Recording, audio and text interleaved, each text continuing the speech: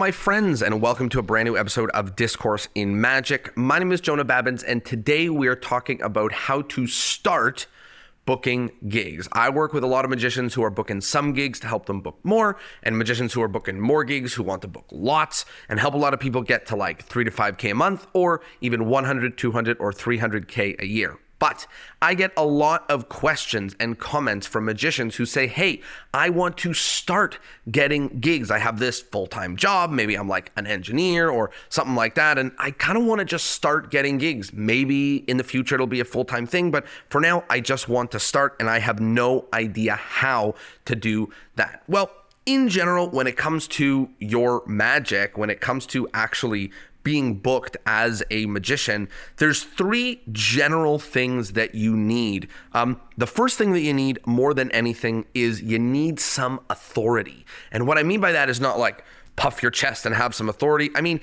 you need proof that you can do the things that you actually do, because nobody is going to hire a magician, especially for a lot of money, without some sort of proof or examples that they do that type of thing.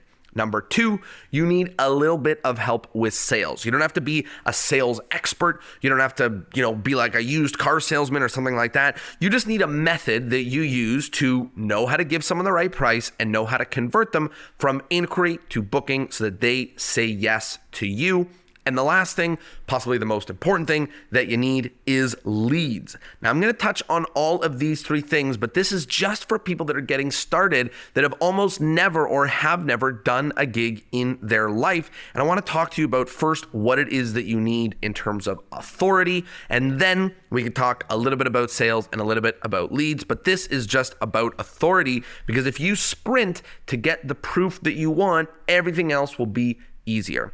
Let me explain what I mean. At some point, people are going to scope you out and say, hey, does this guy actually do this? Well, I have found that the only things you need to prove that you can do it is one way to display these things. You could make like a beautiful PDF, or you can make a 1-page webpage. You don't need more than that. I like Squarespace. It's really, really easy to use. And then you need 3 to 5 photos of you actually performing for audiences just like the ones that you're trying to book gigs for. You need 3 to 5 testimonials from people just like that who have booked you. And you need 3 to 5 logos or proof of those groups that you've performed for. Now, some of you are saying, hey, that's going to be really easy. I have many of those things. Some of you are going to say, well, how am I supposed to get proof of me performing if I have never performed? And the answer is do whatever it takes. Call in every single favor,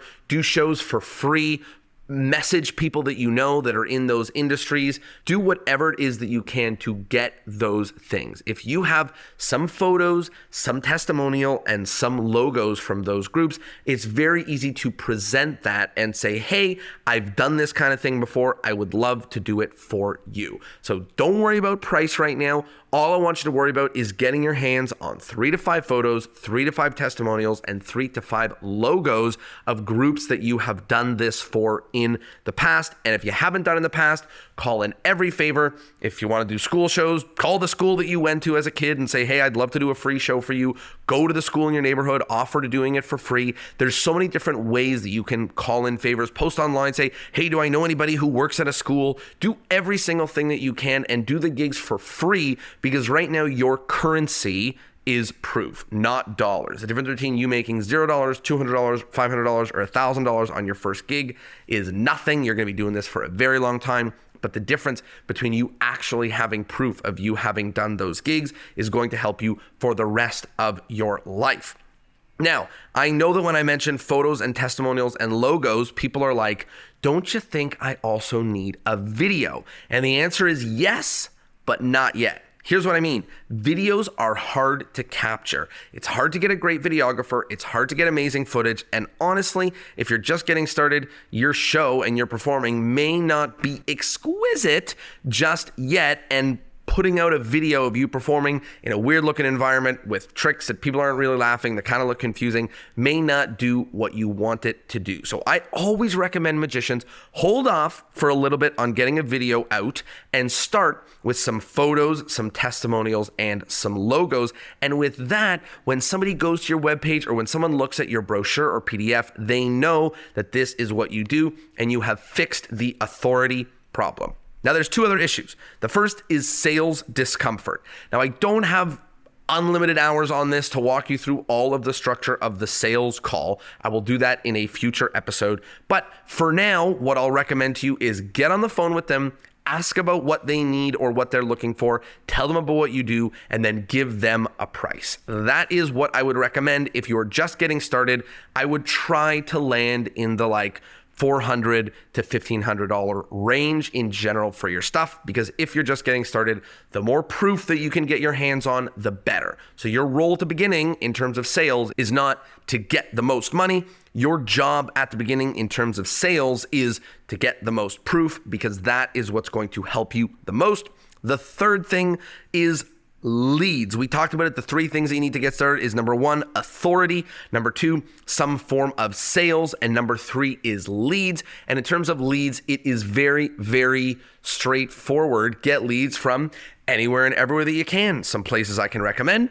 Send some cold emails, like if you want to do schools or libraries or summer camps or churches or synagogues or restaurants, email those places and see if you can get them on the phone. And as well, if you're looking to get started, there's a lot of gig sites out there like Bark, Gig Salad, The Bash, Thumbtack, where you can list your services on there and start seeing leads come in. Again, if you try to be $5,000 with very little proof, it's not going to work. But if you're reasonably priced, and you have some photos and testimonials and logos to prove that you've done types of events just like theirs before, then it's very, very possible that they're going to say yes, and your magic business will begin. So there you go. If you are trying to figure out not how to grow your business, not how to explode your business, but how to just start your magic business, these are the three things that you need. You need authority with photos, testimonials, and logos. You need sales. Get on the phone and give them a low and reasonable price that they're going to say yes, so you can start building some momentum. And you need some leads, whether it's from cold emails or messaging people that you know or putting yourself on gig sites. There's lots of ways to start getting leads into your business. I hope this helped even just one person who's listening to this decide to start booking gigs and start their magic business, because man, is it fun to be a performing magician, to perform for real life people who pay you to do this. It's so hard.